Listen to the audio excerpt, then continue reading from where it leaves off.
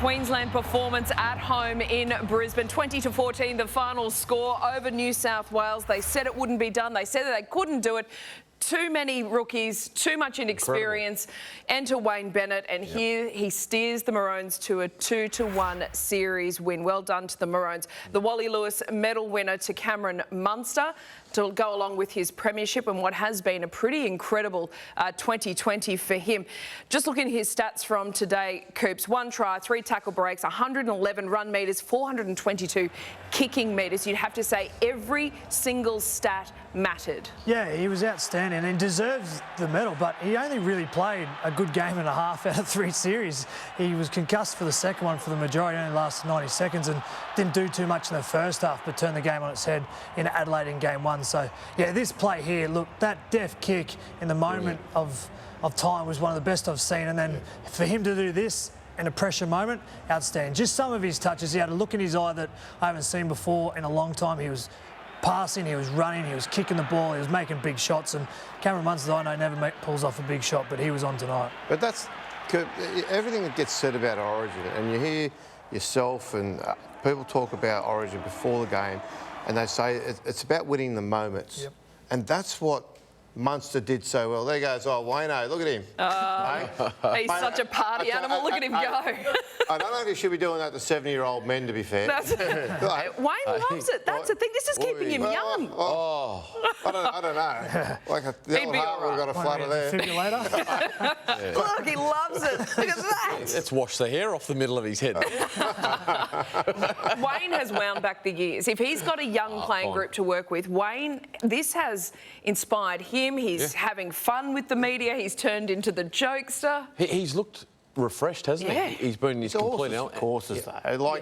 Look, if they needed a kick in the backside, they would have got that. The joking with the media and all that, that's not because Wayne suddenly turned a new leaf. That's because he's trying to keep his team relaxed. He's trying to take the pressure out of the situation and show them that they can actually enjoy what they're doing. So, yeah, we can't underestimate what an achievement it is, though, for him. I mean, if you look at that side on paper up against what they've been up against over the last 3 games, yes, they were blown off the park in Sydney, but the way they turned it around in game 1 when, you know, they were down and comfortably getting beaten in the first half, and some of the moments that that we're now leaning back on, that he spoke to some of the players. He challenged Cherry Evans, he challenged Munster, challenged the senior players, didn't go after the young ones, went after the ones that could change the contest, and they responded. And then tonight, on the back of a flogging last week, only 7 days ago, he brings in 4 new debutants, 4 debutants into a decider, and perform the way they did tonight.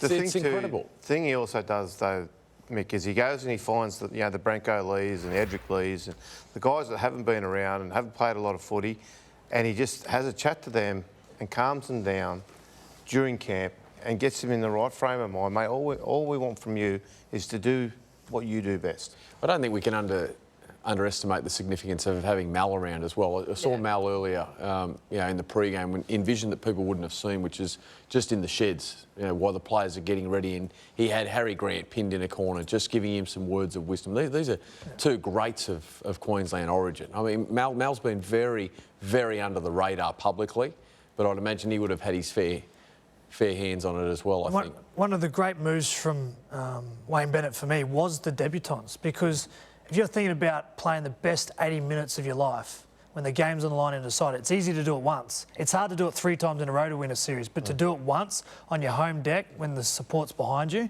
it's a smart move, because Cleary's kicking game blew the back 3 of Queensland away in game 2. He moved that completely around, shuffled the decks, and while they weren't the best 3 players on the field, they held their own, did a tremendous job, and Wayne Bennett's done it again. Congratulations to him. And I think in the sense that, we often talk about the simplicity of Wayne's coaching, but tonight there was some direction about what he did. You could see from the early outset that they'd planned to move the ball. They moved the ball a lot earlier in their sets coming out from their end to try and pull apart that line speed of New South Wales that really got on the front foot early at ANZ Stadium and became ruthless and took time away from Daly, Cherry Evans and Ben Hunt, who played the majority of that game when they lost Munster.